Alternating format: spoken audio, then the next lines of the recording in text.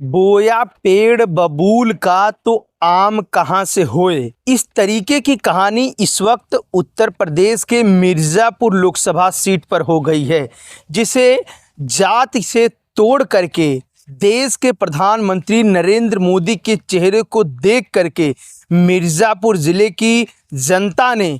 2 बार से अनुप्रिया पटेल के ऊपर विश्वास जता करके उन्हें पार्लियामेंट में भेजा। लेकिन वह कहानी इस वक्त उस ज़िले के हलिया विकासखंड में एक ऐसे लहुरिया गांव की हो गई है कि जहां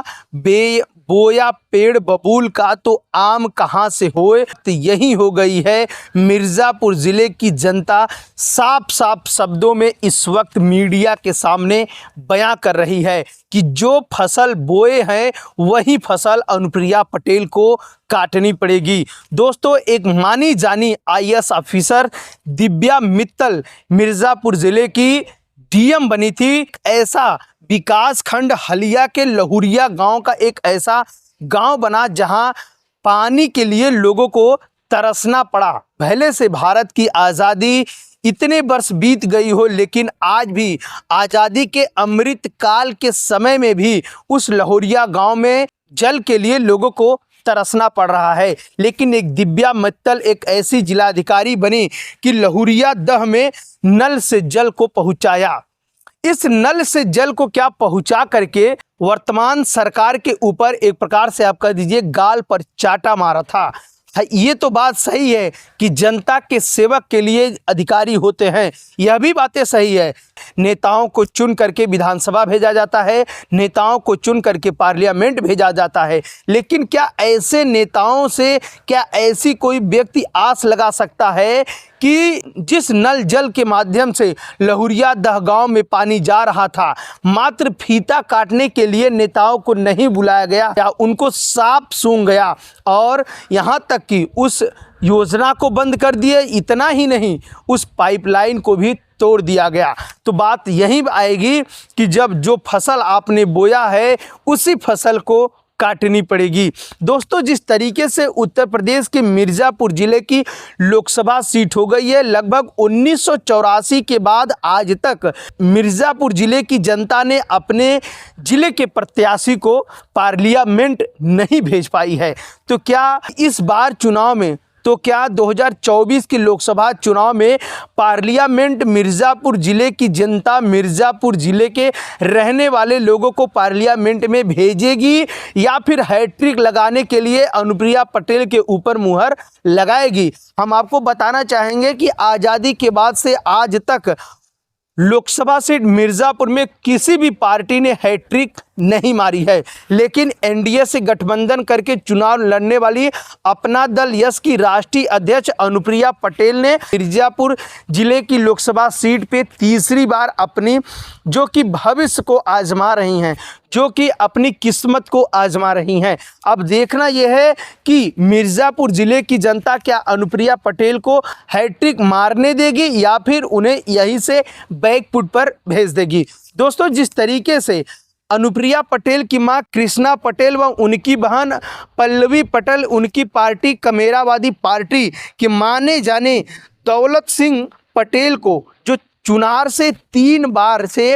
विधायक रह चुके हैं, वह राजनीति में अच्छी पकड़ रखने वाले दौलत सिंह पटेल को अनुप्रिया पटेल के सामने चुनावी जंग में उतार करके एक बार चुनाव की सियासत को और भी गर्म कर दिया है। जिस तरीके से बहुजन समाज पार्टी ने मनीष तिवारी को टिकट को दे करके एक बार फिर ब्राह्मणों में अपनी अच्छी पकड़ बनाने के लिए मनीष तिवारी को मिर्ज़ापुर लोकसभा सीट पे चुनावी जंग में उतार दी है। दोस्तों, उसी तरीके से समाजवादी पार्टी ने अचानक अपने पत्ते को बदल करके भदोही के वर्तमान में सांसद भारतीय जनता पार्टी के डॉक्टर रमेश बिंद को टिकट नहीं दिया, तो रमेश बिंद ने समाजवादी पार्टी का दामन थाम लिया और समाजवादी पार्टी ने रमेश बिंद के ऊपर विश्वास जता करके मिर्ज़ापुर लोकसभा सीट से उन्हें प्रत्याशी बनाया है। तो जिस तरीके से रमेश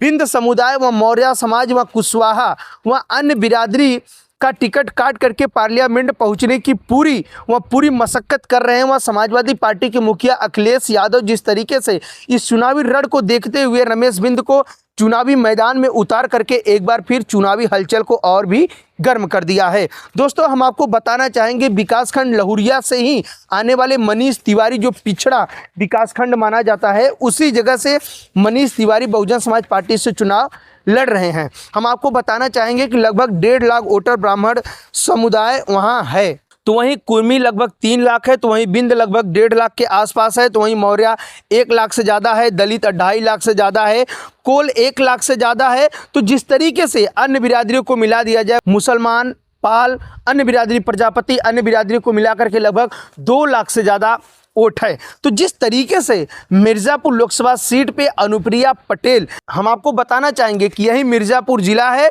जिस जिले से बीहड़ से निकल करके राजनीति में अपनी कदम को रखने वाली 1996 में पहली बार दस्यु सुंदरी फूलन देवी सांसद बनी थी। उसके बाद वीरेंद्र सिंह मस्त को परास्त किया था भारतीय जनता पार्टी से, उस वक्त चुनावी रण में थे। तो जिस तरीके से फूलन देवी ने 2 बार से वहां लगातार चुनाव जीती थी, इसके बाद 1984 के बाद आज तक स्थानीय सांसद को मिर्ज़ापुर की जनता ने नहीं चुन पाया है। तो क्या इस बार मिर्ज़ापुर की जनता चुनार से लड़ने वाले दौलत सिंह पटेल व मिर्ज़ापुर से लड़ने वाले मनीष तिवारी को क्या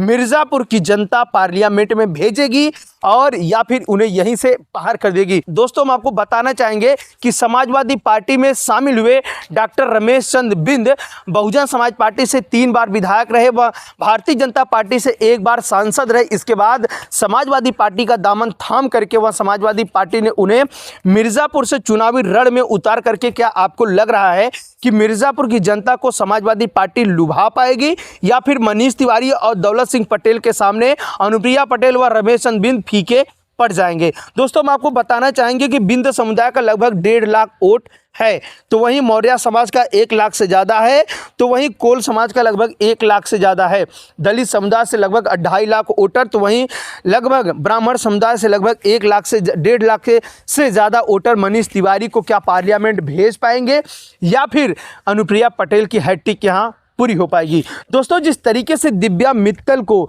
मिर्ज़ापुर से ट्रांसफर करके उन्हें वेटिंग लिस्ट में रख दिया गया, मिर्ज़ापुर जिले की जनता और खासकर विकासखंड हलिया व लहुरिया की गांव की जनता आज भी दिव्या मित्तल को याद करती। वह दिव्या मित्तल के इस कारनामे को, उस ऐसे सराहनीय काम को जो नल से जल को पहुंचाने का काम किया, इस काम को भी आज भी दिव्या मित्तल को याद किया जाता है। दोस्तों, सबसे शर्म की बात तो उस वक्त हो गई जब दिव्या मित्तल ने ऐसा काम किया, उसके बाद वर्तमान की सरकार को फीता काटने के लिए दिव्या मित्तल ने नहीं बुलाया, तो उन्होंने इस योजना को भी बंद कर दिया और इतना ही नहीं, उस पाइपलाइन को भी तोड़वा दिया। तो यह सबसे शर्म की बात है अनुप्रिया पटेल के लिए। जिस जगह की जनता उन्हें पार्लियामेंट में भेज रही है, जिस जगह की जनता उनसे आस लगा करके मोदी जी के चेहरे के नाम पे वोट देती है, अनुप्रिया पटेल के चेहरे पे नाम पे वोट देती है, भारतीय जनता पार्टी के सिंबल पे वोट देकर के अपने भविष्य को निखारने का काम करती थी, लेकिन उसी पार्टी ने वहां की लहुरिया के